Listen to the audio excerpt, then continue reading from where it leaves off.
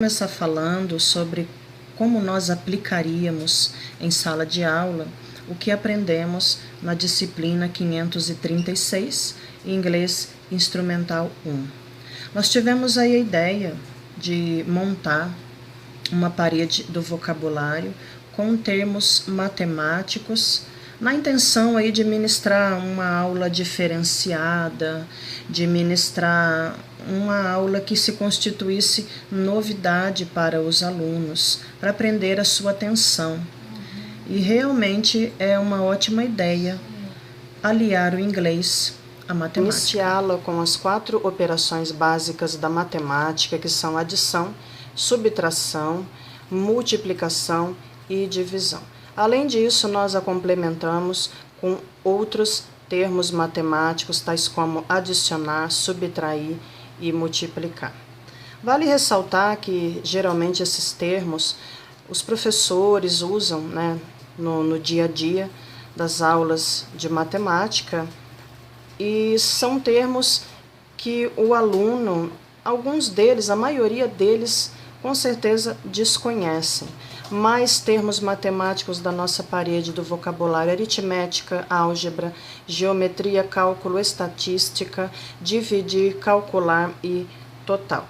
Vale ressaltar que os termos em inglês, se vocês forem observar, nós o colocamos na primeira coluna mesmo da tabela, com as suas respectivas traduções, na segunda coluna, justamente para enfatizar o inglês na matemática. Justamente isso mesmo, para enfatizar ao aluno esse destaque, essa novidade no momento da aula. E aí mais termos da nossa parede do vocabulário em inglês traduzidos para o português: número inteiro, número par, número ímpar, número primo, fração, decimal, décima, porcento e percentagem.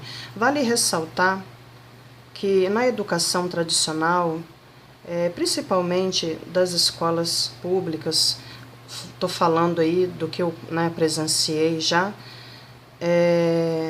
ainda continua tudo muito tradicional. E realmente apresentar ao aluno uma parede do vocabulário, eu entendo que se constitui não apenas como aprendizado do inglês e da matemática, mas também uma questão de cultura, uma questão de transmitir maiores conhecimentos. E aí um pouco mais da nossa parede do vocabulário: teorema, prova, problema, solução, fórmula, equação, gráfico, eixo, média e correlação. Eu entendo que através de aulas diferenciadas é possível prender a atenção do aluno, tornando aí o aprendizado mais produtivo e ao mesmo tempo ajudando a identificar a ligação existente entre a matemática e as outras disciplinas.